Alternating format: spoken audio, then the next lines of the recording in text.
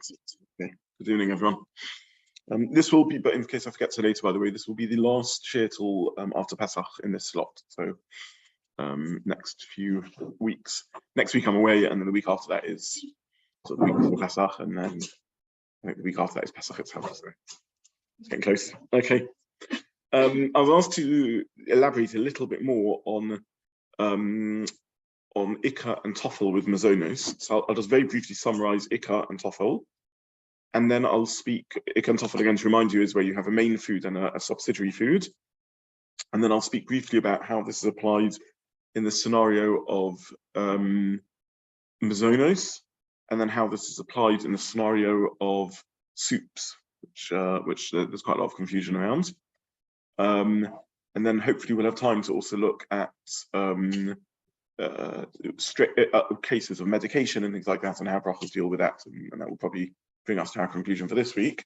And then after Pesach, we'll look at bread in a meal, and then maybe we'll move on from Berachos. I mean, can go on forever in Berachos, but I think then we'll look at a new topic. So I am open for new topics in after the break for halachic matters, or for us to revert out of halachic matters to other topics also. Okay, so just to remind you again, we saw that where you either have a mixture of foods eaten together because they're a salad or a goulash or a cholent or a stew. In other words, you have disparate pieces, but all eaten together, so that in a typical spoon, you'll have several foods, several items. So if you think about salads, it's not that the tomato and the rice and the peas are confused with each other. You can see each one. You could separate them out very easily. I mean, it'd be a bit tedious, but you could do it. It's just in the normal way of eating it, you eat it together. That's one scenario. Then you have another scenario where you have something, let's say, like a cracker with a spread on it. And then you have the third scenario where something is cooked into one product. So let's say a cake has within it flour and honey and cheese and water and sugar and egg. And out of that emerges one mass with many ingredients in it. Or a mayonnaise has, mustard and oil and vinegar and whatever. And but out of that emerges one food, what looks like one food item.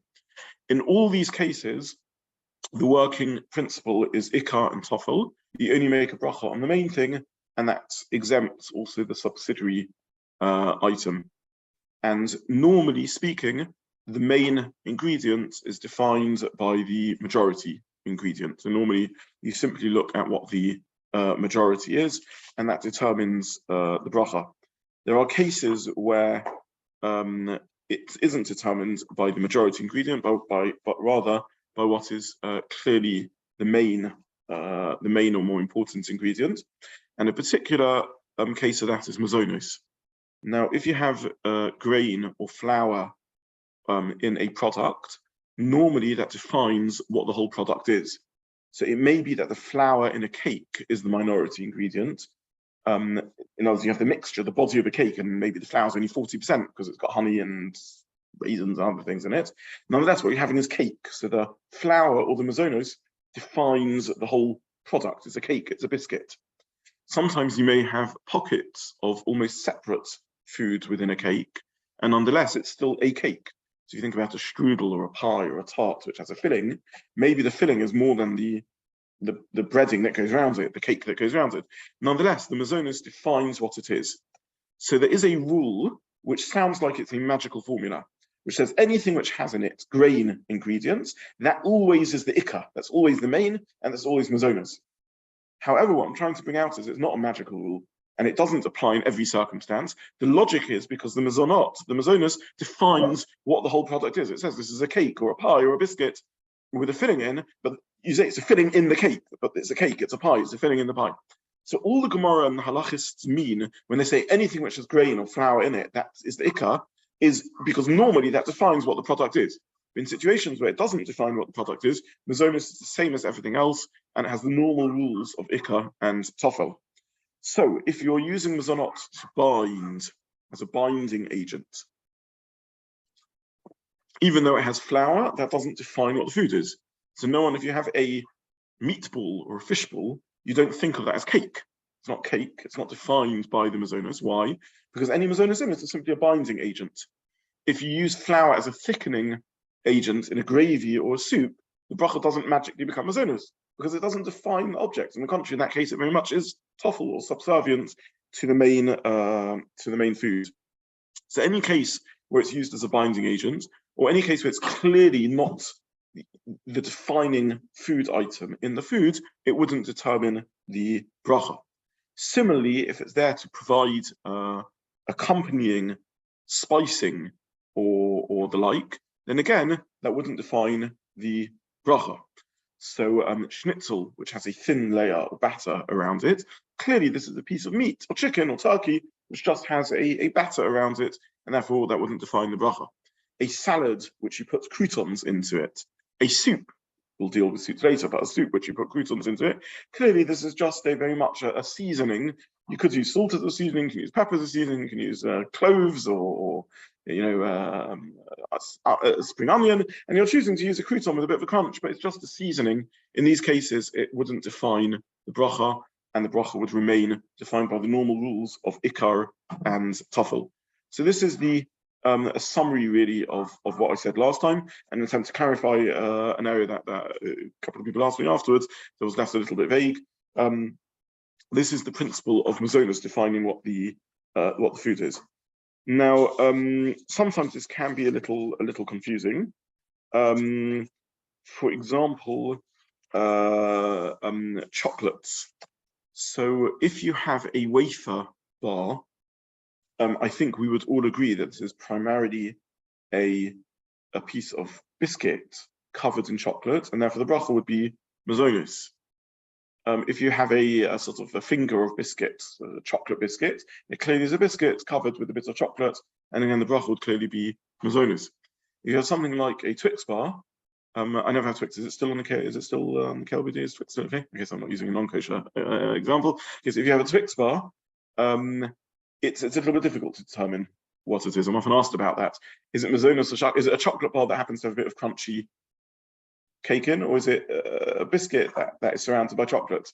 I think it's a little less clear. If you have a regular bar of chocolate that happens to have little nuggets of dough in, of biscuit in, that clearly is chocolate and it clearly be charcoal. Clearly the biscuit is just there as a spicing of it. Yeah. So let's say you're like, especially looking for the chocolate portion of the wafer, I don't think so, because I think with a wafer it clearly is a cake because you just like the chocolate on it. So I don't think that would make it ikar. If you want chocolate, go and get chocolate. You'll have a cake and you enjoy having the chocolate on it. So I don't think that would define it. Similarly, by the way, let's say another example, if you get ice cream with cookie bits in. So I think that's very clearly ice cream and the cookie bits are just a flavor. If you really want to eat raw cookie dough, then go and buy raw cookie dough. There's not, you're having ice cream and there's just flavor in it. Now, maybe what you love about the ice cream, this is your favorite ice cream because you like the little chunks of biscuit in it. But I think that makes it, or Oreo ice cream, little chunks of biscuits in it. I think that makes it into a cake. The mazonos doesn't define the whole product. I think it's very clear in that case that what you're eating is ice cream, what you're eating is chocolate, and there's just a bit of crunch or a bit of spicing in it. Mazonos that acts as a spice doesn't define the ingredients. So with wafers, it's clear to me that you can't argue that the wafer is acting as a spice for the chocolate, nor is the wafer a binding agent for the chocolate. Rather, it's a wafer that happens to be covered with chocolate. So I think it's clear that the bracha in that case would be mazonos. In the case of a chocolate bar that just or ice cream that has little chunks of biscuits in, I think it's clear it's chocolate or it's ice cream, and the bracha is charcoal. And there are scenarios which are in the middle, like maybe a Twix bar or something, which is very hard to define halachically. I have a question because so sometimes, especially seeing children, I don't know if also adults do it, but like they like only certain parts of like a cookie or like certain parts of. It's like I know there's a cookie that it's like. It's the mezzanot part is on the outside, but the chocolate's in the middle, and the kids will eat only what's in the middle. Yeah. Would you? Then it would be charcoal. Yes.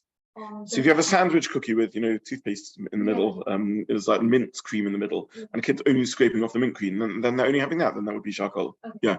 If you're having it as a cookie, an adult that's eating it all the way, there's clearly mazonos, even though you may particularly enjoy the mint layer in the middle.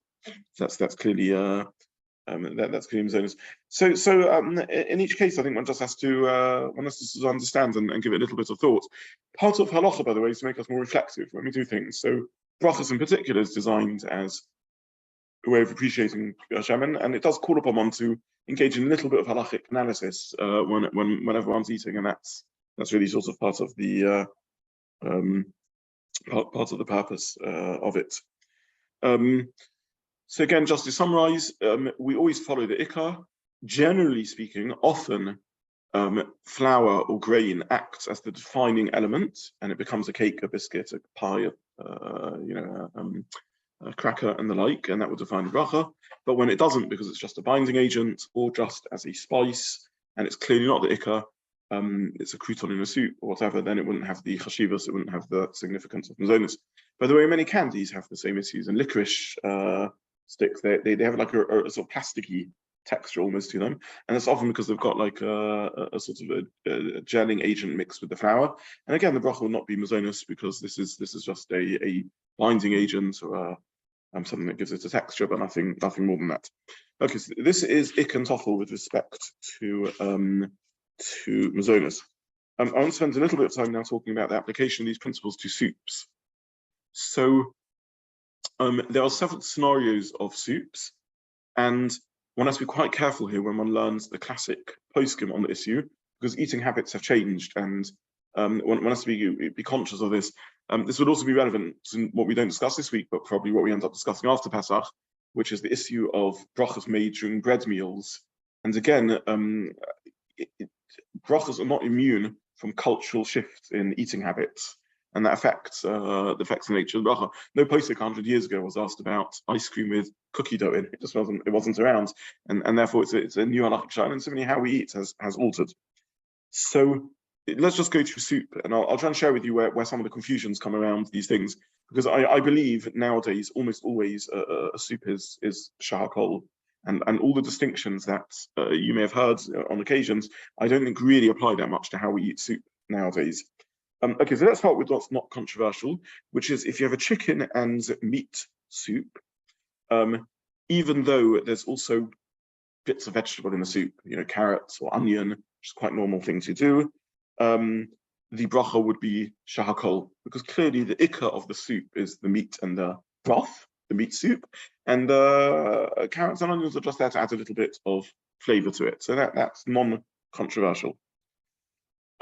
What happens if it's got mazonos in? So, for example, there's some croutons in the soup, or noodles and bits of pasta or the like. So here in the classic literature, the poskim begin talking about what your intention is and how much water and liquid there is, and which one's there to accompany which, and so on. I don't think in modern eating practices this is really ever a shayla. I think in all those cases it's clear that what you want to have is the soup, and the pasta or the croutons or the noodles are just ways of enhancing flavouring the soup and making them a bit nicer. If you're having a pasta supper and you happen to put some meat broth in it or vegetable broth in it to flavour the pasta, then clearly you're having pasta. If you're having soup and there happens to be bits of pasta in it, clearly the soup is a soup and the bracha is shahakol. I think in modern eating practice, there's only rare scenarios where the mazonos is clearly being eaten in its own right, not just to flavour the soup. And that's, for example, if you have a large kneidelech in the soup, a large matzah meal ball in the soup, sorry. Like sorry? like I'll come to ramen in a minute, yeah. I'll come to ramen in a minute. But here I'm talking about something. Ramen is more like when you're having pasta. I'll come to ramen in a minute, but we're talking about soup. When you put croutons in the soup, or when you have noodles in the soup, I think it's clear in modern eating habits that what you're doing is you're having soup, and you just want to add in some croutons to add a bit of crunch, or some noodles to flavour it.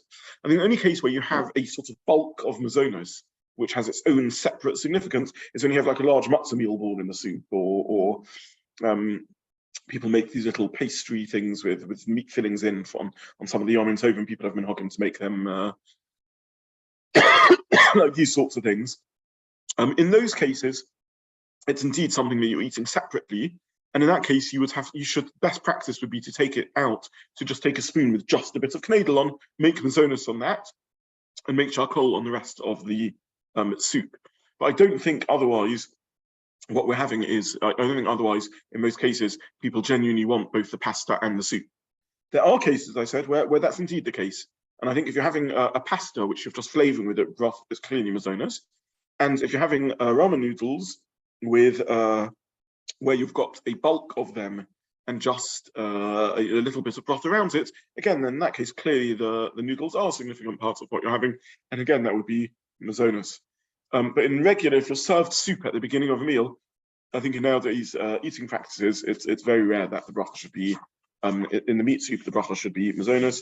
And I think the bracha would always be charcoal in that case. Okay, so to summarize what we said so far, when you have a meat soup, the core of the soup and presumption is the meat and the broth, both of which are charcoal. And the assumption is that if there happens to be carrot or onion in, and I think nowadays, even if there happens to be a little bit of mazonos, some noodles or some croutons or the like, the bracha is charcoal. The only exception to that, I think, would be where there's an individually eaten large mazonos mass, like a matzo ball, a knedel or the like. So that's, I think, in that case, a soup. If you have a vegetable soup, so again, if you look in the classic poskim, they talk about scenarios where you would make ha'adama because let me start from the beginning. Maybe I should step back a minute. If you take vegetables and you boil them in water and you remove all the vegetables and you just eat a soup, definitely charcoal, no question. This is a bracha of charcoal. That's the bracha that you make on it in practical halacha. There's interesting theoretical discussion about it, but the bottom line is you say charcoal, what you're having is a liquid, a soup. What happens if you leave the vegetables in the soup? So I think in general, when we refer to this as having soup, I think the presumption is that the vegetables are bottled to the soup. The ikar is the soup, and the vegetables are the tofel.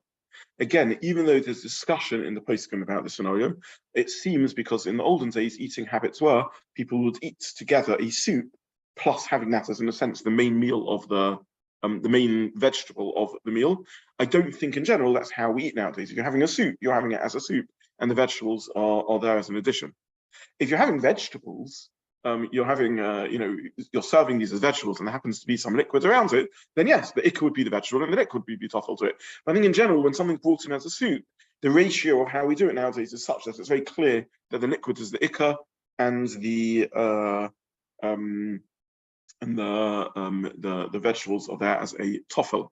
So just to summarize the second thing I'm saying, if you have a pure broth vegetable, again, not controversial, Lahavah, it's certainly charcoal, even though there's some theoretical discussion. If you have vegetables in it, even though there's some discussion in the past about, well, your intention is both to have a soup and to have vegetables, I think nowadays, generally, that's not the case. People are having it as a soup and the vegetables are there very clearly to flavor it. Because if you want to have vegetables, you'll make vegetables. That's how you'll have it. You'll have vegetables if you want vegetables. If you separate off the vegetables and serve them as a separate vegetable dish, then that's vegetables. If you're having a soup, you're having a soup and the vegetables are just there as an addition to the soup. Yeah. You take like vegetables and curry out of it, and then that becomes a soup. I suppose you add some water. So the second scenario of a vegetable soup is not where you have a clear broth with some vegetables floating around, but you liquidize it and now it becomes a soup. So in that case, in essence, we generally avoid the shaila anyway, because normally once it's liquidized, it's no longer recognizable as it's lost all its form of a vegetable, and you just see a liquid, a colored liquid, and therefore anyway the bracha would have deteriorated down to a charcoal. So again, in that situation, in general, the bracha would end up as being charcoal.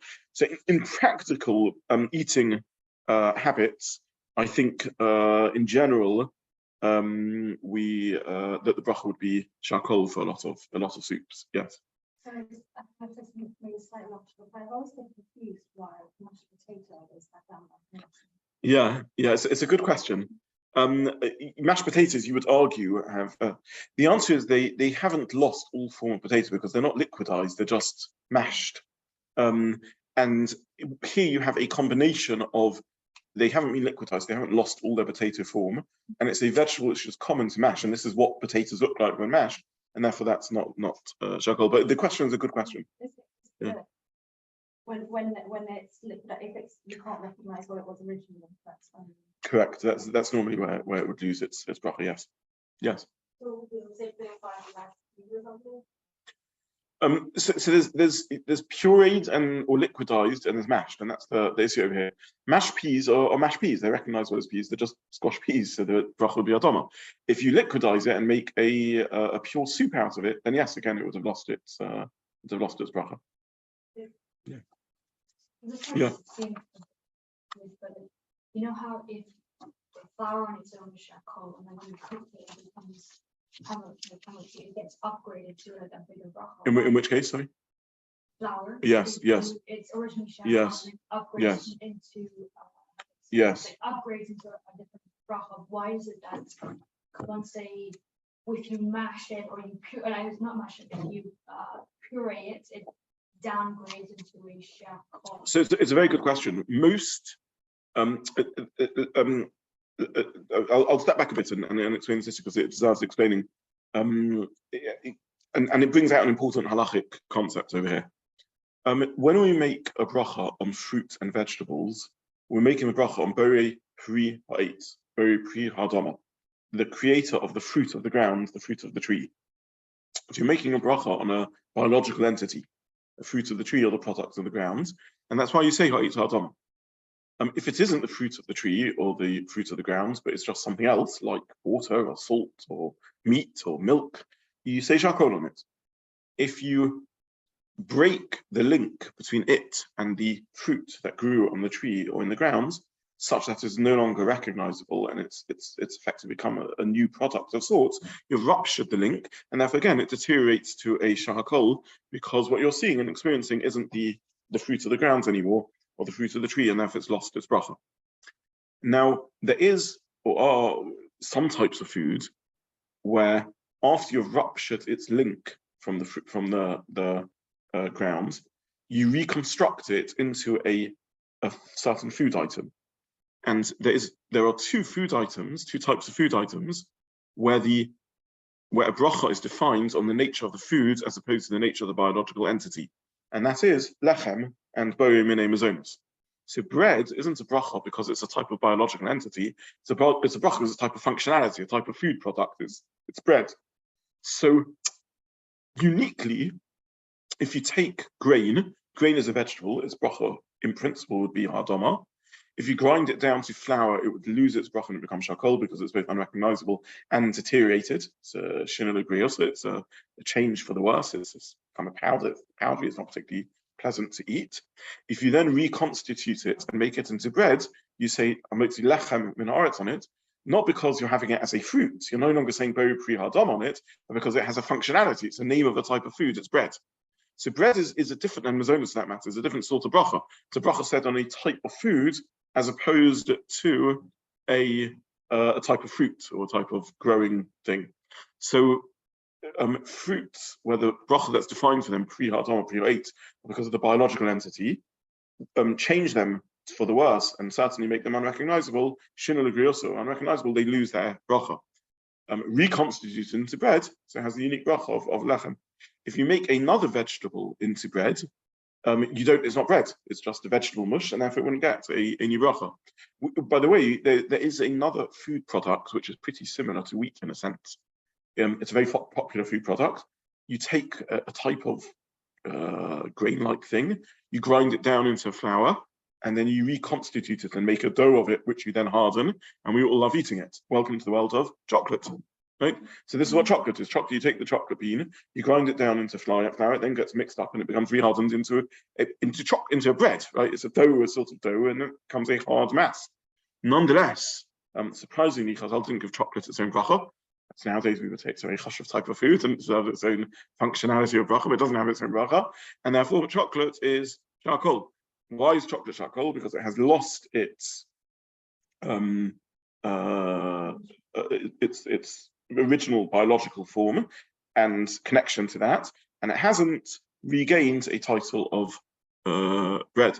This is what I've really said to you as a svara of the Rambam and Berachos. She says this is Michal Pri Liotza, it's left the category of fruit, Michal Lechem Lo Nichnas, and hasn't entered into the category of bread. Yeah. What about corn bread? So in halacha, only the chameshes mini dagon, only the grain family, the wheat and barley grain family, have this unique quality of bread. It's interesting. To this day, cornbread doesn't have the same chashivas as bread, right? It's interesting that even to this day, wheat and barley have this chashiva to them. But either way, the Torah defines these as the 2 species, the 2 or 5 species that can make bread. Everything else is just a vegetable pie, or mashed vegetable.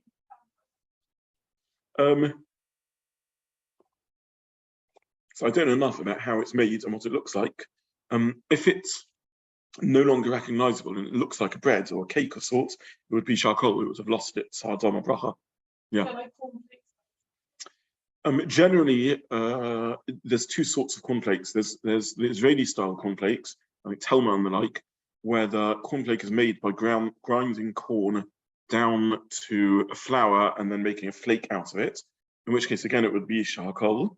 And then there's, I believe, like the way we enjoy cornflakes here and in America, if you enjoy cornflakes, which is literally flaked corn. It's like a type of popcorn. It's just skimmed up, flakes of corn, and in that case, the bracha would be adoma because it's just a piece of vegetable processed a little bit. So it depends on which sort of cornflakes it is. Yeah. So this hot topic again, but someone told me that the reason that the order from bread to Muslims is because or how to remember it is if you were like an alien and you just put on and you had to go and look for food, like the very first man, Adam, but he would first see fruits and vegetables and then everything else. So they're kind of less important, and then Hashem had to teach us how to make bread and Muslims. Right. I've never had that explanation. I need to think about it. I haven't thought about that. I don't know. I'm not aware of a source for that. If you can ask the person who told that to you if they have a source, I'd be interested. I haven't seen that. Maybe it's just a trick to remember. I don't know. I'd be interested in the source of that. Yes. Yeah. We haven't actually spoken about order of brachas. So in fact, no, it's fine. But in fact, you're triggering. Maybe we could do a dedicated show on the order of brachas also because it's an important topic. Yeah. I'm just waiting. Just then, to see this concept of changing the state of food. So is I guess in grapes is the exception sort of the rule where grapes broken down and see it gets up into a higher status in terms of other bracha to get. It's a really nice point you're making. There are 2 ways to view wine or grape juice halachically. The bracha, the unique bracha. Either it's parallel to bread, and you're making the bracha on a food functionality rather than a fruit, effectively, even though the language is very priagofen, but it's wine, it's a functionality. It's a food type as opposed to a fruit type bracha that you're making. Or it's a unique type of fruit bracha, because most fruits, when you juice them, you're losing the essence of the fruit, you're just getting the liquid of the fruit. Whereas for grapes, the whole purpose of the fruit is omade, is destined to be made into wine or grape juice, and therefore you're bringing out the true essence of the fruit. So those are 2 ways of looking at it, and it's a Ritza and other Rishonim and Berachos that debate this issue. So with bread, certainly the bracha is a bracha not on a biological entity, but on a functionality, on a food type. With wine, maybe that's the same logic that you're making it on a food type. I'll share with you, since we're talking about this, one of my favorite. Did I ever tell you the story of Rabbi Tversky and wine and grape juice? Have I ever shared this here? Okay, it's one of my favorite stories, so I'll share it now. It's an interesting story. There is a sugya around. So wine is clearly a prestigious food product, paralleling bread, and therefore gets its unique bracha. There's a discussion around grape juice. Well, grape juice is really just any old fruit juice. You have apple juice and orange juice, and you have grape juice. Nonetheless, grape juice is grape juice, and it's on its way to be wine. It has the potential to become wine, unless you've added chemicals to it, which is how modern grape juice is made to stop it. They add some sulfates to it to stop it becoming wine. But at least after it was pressed, at that stage had the potential to be wine, and halachically therefore achieves the bracha of Bo Priagofen, even though it's not a particularly prestigious drink. So it's latent wine, and therefore it has the same bracha. It doesn't lose its bracha Bo Priagofen, even though there's nothing particularly prestigious about grape juice. Wine is kosher.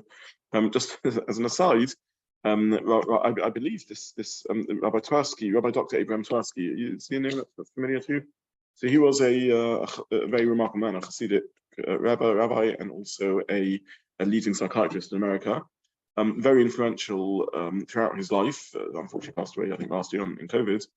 And in particular, was very instrumental in setting up some of the early detox and addiction clinics. And I'm told the story. He had a patient, a client in one of the clinics, who he was sure would. He went through the process and detoxed and dealt with his addiction and left the clinic. And Matowski had been working in the field for many years, and he generally said he had a pretty good guess as to, unfortunately, which of his customers would be coming back, which ones would manage to stay clean. And he thought this fellow was very motivated and had a good perspective. He thought he would never see the guy again. To his surprise, several months later, the guy was back. But it happens, unfortunately, there's relapses. So I went through the program again, and clearly was very motivated. And again, left, and Berachot felt quite good about him leaving. And again, to his surprise, the guy was back. So he called him in and said, "Can we discuss what's going on? Because you don't have the profile of someone who I'd expect to be a return addict. You seem, So he said, I'll tell you the truth, I'm a priest, I'm a Catholic priest, and in Mass, we have to use wine for the Mass. And it's well known that with alcoholism and actually many addictions, even just one-off, a small quantity can get the neuron pathways going again and the addiction returns." He says, I do this, and after several months, I'm back, unfortunately, back with my addiction. So Matowski says he used grape juice. So he said, we're not allowed to use grape juice, it has to be wine. So he said, but in Halachot, you can use grape juice. Why, in a Jewish rule, you can. Why should Catholic rules be different? He said, I don't know, that's the rules. So Matowski said he went to the Vatican and said, you need to reconsider this. And he listed the halachic sources, and he said, in our tradition, grape juice can also be used. Maybe you can rethink about this. And they responded, and he wrote also the concern. He said, look, addiction is an issue, and presumably amongst your clergy, you have a percentage of addicts, and maybe this policy needs to be reconsidered, and the Vatican considered the issue and issued a new ruling that grape juice could also be used for Mass. So he said this is the unlikely story of how a Hasidic rabbi changed the practice of Mass in Catholic churches. Very interesting story. From what I understand, they changed it. They accepted that grape juice. Maybe someone can Google it later. Can grape juice be used for Mass? Maybe we don't need to inquire. Maybe we shouldn't do that. We don't need to inquire into matters of other faiths. But that's anyway. That so goes the story I've been told. This is reliable or not, I don't know, but so I've been told. Okay, so that's soups. That's vegetable soups and the like. I mean, other scenarios where you have doubtful brachas are you can have tomato soups with rice in, often tomato and rice soup. Again, I think normally the intention of people having the soup is to have soup. If you also want to fill yourself with rice, then indeed it would be the same. I think in general nowadays, people, if you want rice, you'll have rice. If you want soup, you'll have soup. So in general, people have it as soup. The other scenario though where this is relevant is like barley soup and the like.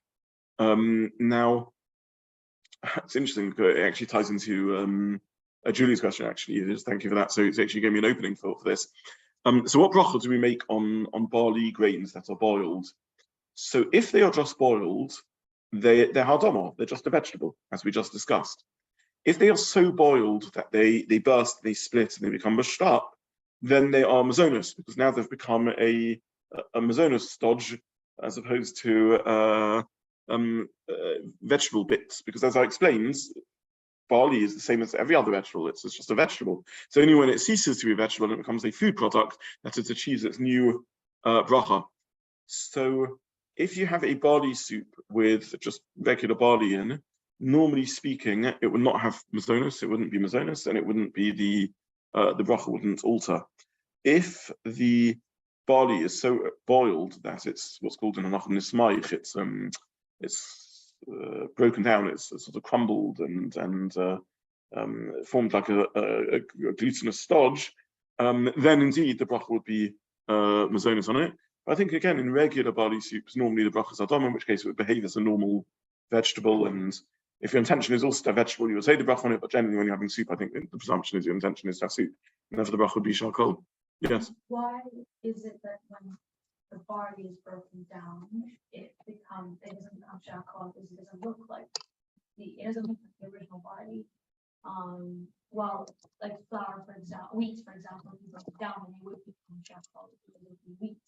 I mean flour, sorry, become flour. Why does barley not supposed to the same thing when it breaks down? So the problem with flour is it's both nishtana, it's changed, and it's lagreoso, it's deteriorated, it's become floury.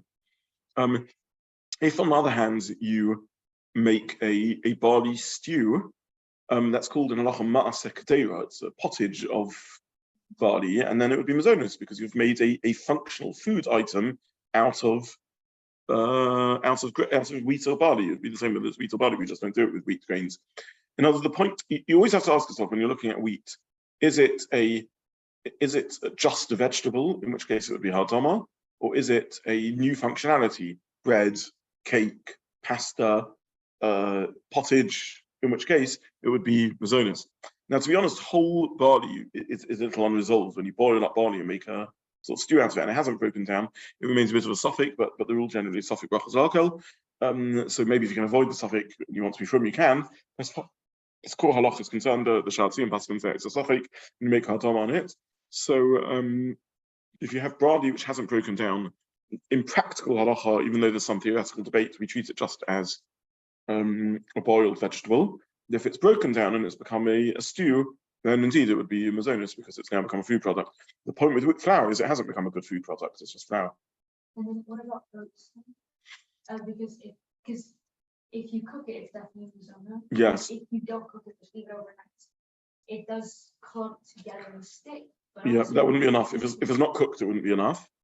And yeah, and oats in general are difficult often to determine the bracha of, like rolled oats and pressed oats and muesli bars, and many of these things end up indeterminate and therefore hardama rather than mazonos out of suffix because it's just hard to know how they're made and so on. Yeah.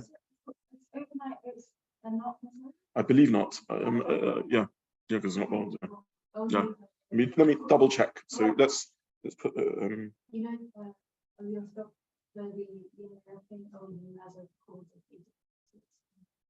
I think that debate is because I think that debate is because they are cooked. The instant oats, I believe, are par-boiled beforehand, and therefore you have both cooking and smushing together.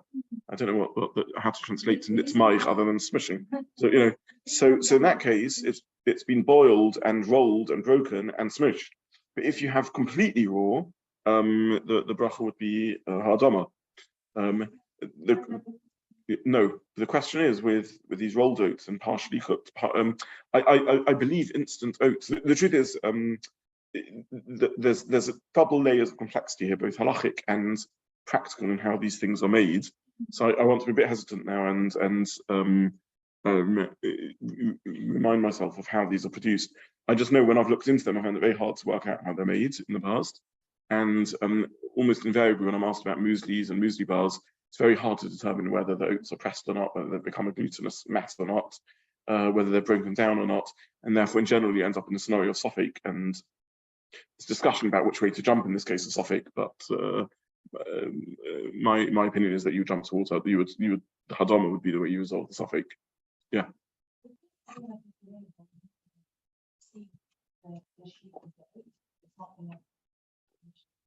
Yeah.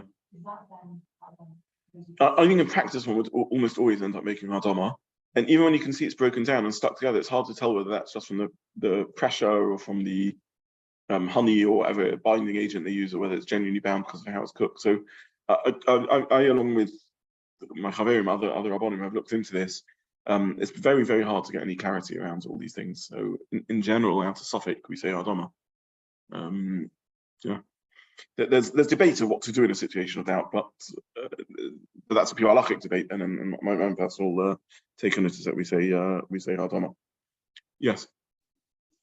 For sure that it's been baked, but like you can still see the individual grains, but you know that it's been baked, like it's hard and crispy. Then it's mazonos. No, if it hasn't broken down at all, then it's just like any other boiled or baked vegetable. Yeah. I think flapjack along with, I don't know how, I would want to check how flapjack is made. If people want, I mean, I will Google afterwards the production process of flapjack, and I don't want to answer the question. I know that when I've looked into muesli bars and granola bars and so on, they're all different. It's just a brand name, and it's very hard to work out how they're made exactly. Is flapjack's made with whole grains or not? I mean, I don't know how it's made. Right, but what are these flakes? Okay, I don't know. I'm not sure. Okay, I will in advance of next year. I will try and research how some of these things are made. Yeah, I believe instant porridges are boiled or parboiled already, and I think that's where this OU discussion and things comes from, because they're parboiled. But if they're literally raw, that's I don't believe that's the debate. Yeah. I literally just as of what you want to call it, something that has 2 cups of oats and 2 cups of flour. Yeah. So that would be mazonos there because it's got flour in. So that's definitely a cake, right? Correct, because that defines what it is. It's a cake. Yeah. So as soon as it's got flour, if you'd have done 2 cups of flour and 2 cups of raisin, it would have been the same, or 2 cups of honey, it would have been the same, because that's what we began at the beginning, that flour normally defines this as a cake or a biscuit and so on. So in Halacha, there's a rule. Whenever it has flour in or grains in, it's mazonos. We explain that rule is not just a magic rule that can be applied unthinkingly. The logic behind the rule is because it normally defines it as a cake or a biscuit, and therefore it's the determinant ingredient. If it wouldn't be a determinant ingredient, this rule wouldn't apply. But in your case, it certainly is the determining ingredient. Yeah.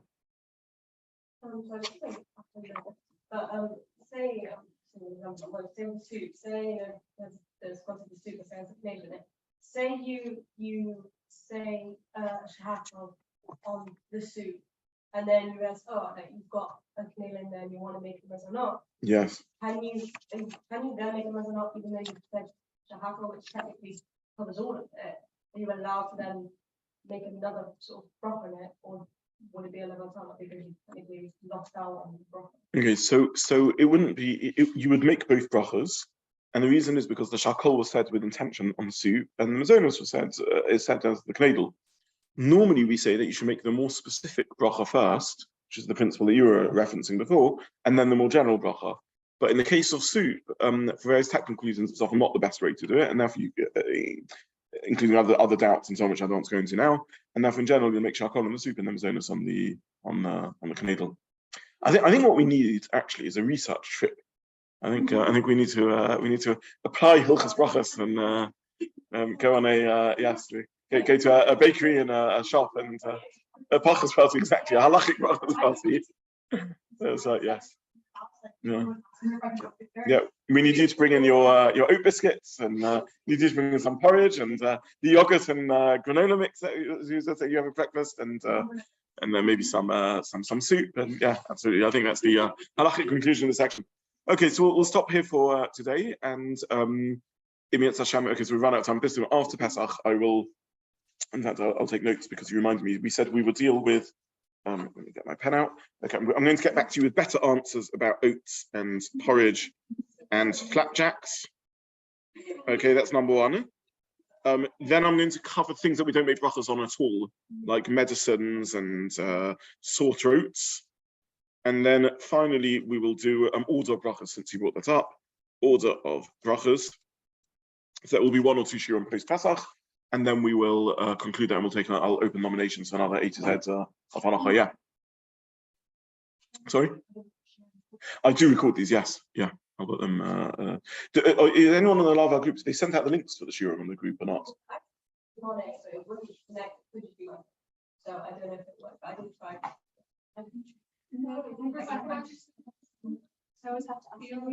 Oh, really? Okay. So I'm going to send the links to Lahavah, and I'm going to ask them to put in the group the recordings. Fine. Yeah. For example, I'm curious, for the bread, it says we bring forth the bread to Milan, but bread isn't. We could do. I did at the beginning of the series something about Nusach Brachos, and we looked at Berachot Fashas and Ashiyotza. I'm happy to do a bit more on Nusach Berachot. Because you went through why is it? Yeah. Yeah. Yeah. Okay, so I can add this in as a second section. Just at the end, maybe we'll finish with some more machshava rather than halacha to look again at the text of brachos and what they mean. I'm happy to do that. Yeah. I knew somebody would say that like certain types of bread they make it without reducing stuff. Okay, so fine. So goodness. Okay, so we've got much more mazonos breads, and also meals. I said right. 6. Brachos to make in a bread meal. What happened? Why when you say Halachot, do you after? Fine. Okay. Okay. I now have a list of 6 future shiurim that have come out. So so maybe we'll be carrying on all the way through to Shuras. Yeah. Yes.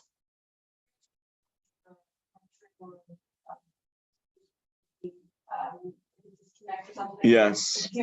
Yes. So is there a hierarchy? Yes. Okay. So thank you. That's something I can briefly comment on now. Generally speaking, the more generic and less specific the bracha is, on the one hand, it has the power that it covers more, and on the other hand, it's considered a less prestigious bracha because it's less defined and therefore less specific in the praise that we're giving to Hashem.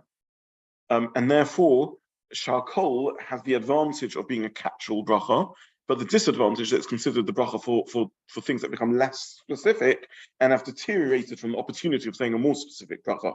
So if you have a fruit, which is then in this shtana legriosa changes for the worse, like for example, making grain into flour, the bracha in turn deteriorates because you've lost the pristine fruit that you had upon which you can make a more specific bracha, and all you can make is the generic bracha of Shakol. So generic brachas are less specific praise of Hashem, but have the advantage that they're catch-all, they're more general. So v'di'evet, if you said Shakol on anything, you're Yotza, because it's a generic Shakol Ni'avdara, everything came through out of Hashem, but it's a less specific bracha because it's less defined. Yeah. So in general, Shakol serves 2 purposes in a sense. Whenever it's a food that isn't a fruit or the like meat or milk, you say Shakol, and whenever it's something that's deteriorated, Nishtana Negriosa, it also deteriorates to a Shakol. Okay, so we'll stop there for today, and Emiyat Hashem, we will we'll carry on. In fact, I'll do some cereals, breakfast cereals. Sorry. For like fruits and stuff. Yes, yeah, I'll do that. Yeah. Let me just switch this off.